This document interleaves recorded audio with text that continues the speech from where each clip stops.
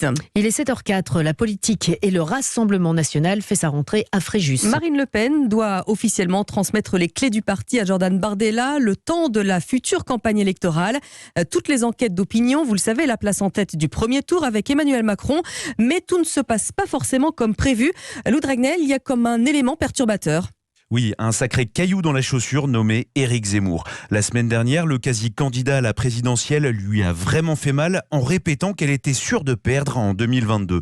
Pour Marine Le Pen, qui se satisfait d'être la candidate incontestée au RN, cette attaque est vraiment embêtante car il ne faut surtout pas que ses électeurs puissent hésiter entre Éric Zemmour et elle.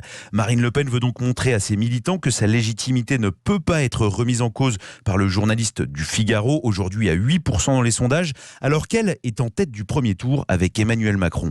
Pour terminer, la candidate va profiter de ce week-end pour expliquer son slogan de campagne « Liberté, liberté chérie », en espérant qu'il permettra de ratisser le plus largement jusqu'aux abstentionnistes. Tandis que le président veut opposer les raisonnables aux inconscients, Marine Le Pen veut donc se présenter en défenseur des libertés face à Emmanuel Macron, l'enfermiste, celui qui a restreint les libertés des Français.